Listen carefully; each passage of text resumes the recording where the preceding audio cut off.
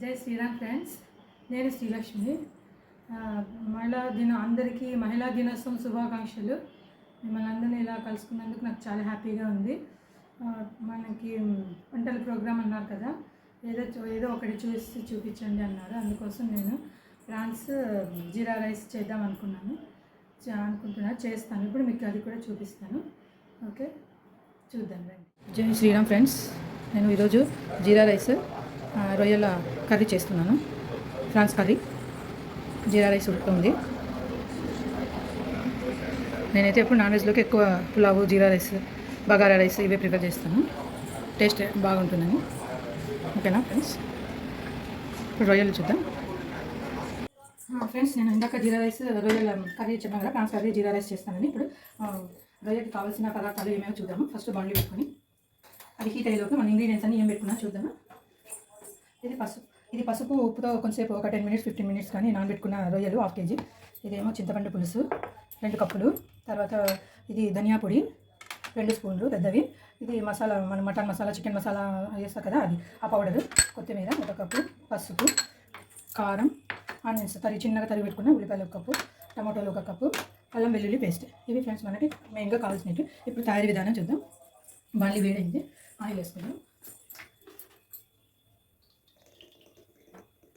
కొంచెం ఎక్కువగానే పడుతుంది పై అందాజగానే, మనకు అందరికి తెలుసు. కాకపోతే నా స్టైల్లో నేను చేసి మీకు చూపిద్దామని చేస్తున్నా. ఆ తర్వాత మనం ఉల్లిపాయ ముక్కలు కొంచెం బ్రౌన్ కలర్ వచ్చే వరకు వేగిద్దాం. కొంచెం ఉల్లిపాయ ముక్కలు స్పూన్ తీసుకుందాం. ఫాస్ట్ అయింది. ఇది బ్రౌన్ కలర్ అయిన వరకు మనం కొంచెం రెడ్డిష్ వచ్చే వరకు వేయించుకున్నాం. అంతలోపల మనం మసాలా తయారు చేస్తున్నాం. ఇదే నేను అన్ని ఇందాక మీకు చూపించిన కదా, ఇవన్నీ చింతపండు పులుసు. సేమ్ మన ఫిష్ కర్రీ ఎట్లా చేసుకుంటామో ఇది కూడా అంతే సేమ్.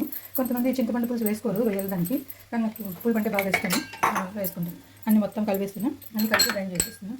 మసాలా, కారం, ధనియా పొడి, పసుపు, అల్లం వెల్లుల్లి పేస్ట్,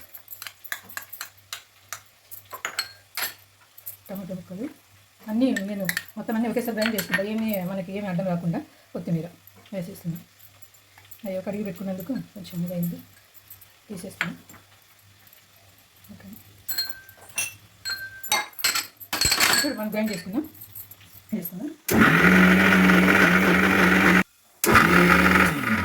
చూద్దాం గ్రైండ్ అయింది. గ్రైండ్ అయింది. ఇంకా కొంచెం వాటర్ కలుపుకుందా. ఇలా గ్రైండ్ చేసి పెట్టుకున్నాం.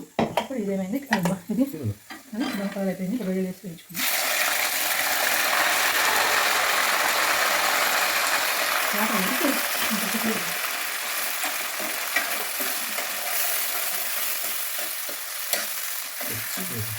కొంచెం వాటర్ వేయించుకున్నాం.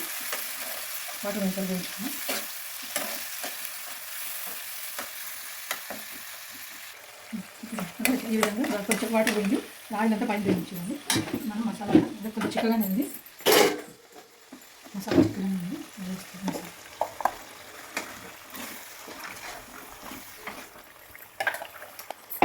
మనం ఆనియన్ ధనియా పొడిని ఎక్కువ మనకు గ్రేవీ కావాలంటే దాంట్లోనే ఉంది. ఎక్కువ కొత్తిమీర, అల్లం వెల్లుల్లి పేస్ట్ కొంచెం ఎక్కువ వేసుకుంటే గ్రేవీ సరిపోతుంది. బాగా కలుపుతుంది.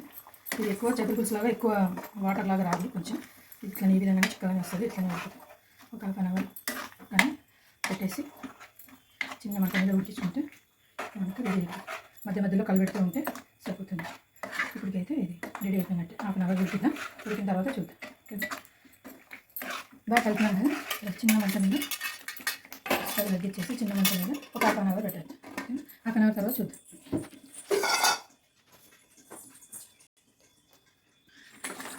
ఇప్పుడు 1/2 hour అయిపోయింది. మధ్యలో కలిపెట్టాలి. మళ్ళీ 1/2 hour అట్లనే అంటే అడగంటే కూడా ఉంది. 10 నిమిషాలకు ఒకసారి అట్లా తీసి నేను కూడా అట్లనే చేస్తాను. ఇదంతా అయిపోయింది. మనకి చుట్టాలు ఇంకా కొంచెం చిక్కగా అనిపించింది అంటే కొంచెం వాటర్ వేసుకుంటే కూడా సరిపోతుంది. వాటర్ వేసుకుని మళ్ళీ ఒకసారి అంత బాగా కలిపేసి మూత పెట్టేసి లాస్ట్లో 10 నిమిషాలు మళ్ళీ పెట్టేస్తే మనకు ప్రాన్స్ గ్రేవీ రెడీ. అంత పెట్టేస్తే 10 నిమిషాల తర్వాత తీసి చూద్దాం. ఇప్పుడు 1/2 hour అయింది. బాగా ఉడికింది. మంచి స్మెల్ వస్తుంది. మంచిగా కుక్ అయిపోయింది. అయినా కూడా ఒకసారి మనం అది రొయ్యది ఉడికిందా లేదా ఒకసారి చెక్ చేసుకున్నాం. ఫోర్క్ కానీ కాలుతుంది కదా, ఫోర్క్ తీసుకుంటే వచ్చేస్తుంది. కట్ అయిపోయింది. రెడీ. రెడీ అయింది. స్టవ్ ఆఫ్ చేసుకొని సర్వింగ్ బౌల్ తీసుకుంటాం. సర్వింగ్ బౌల్ తీసుకొని సర్వ్ చేసుకుంటాం.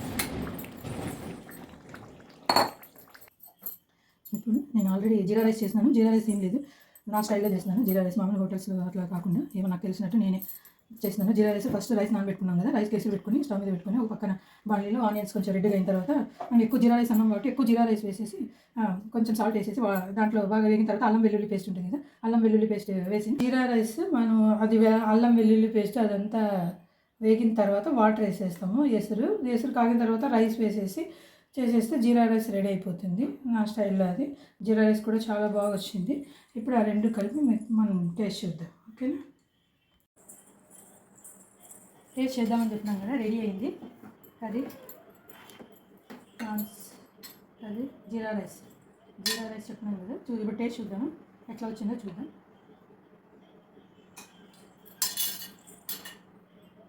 రైతాతో చూద్దాం, వేడిగా ప్రాన్స్ కర్రీ, జీరా రైస్. నేనైతే స్పైసీగా చేస్తాను. నాన్ వెజ్ అంటే కొంచెం స్పైసీగానే తింటాను.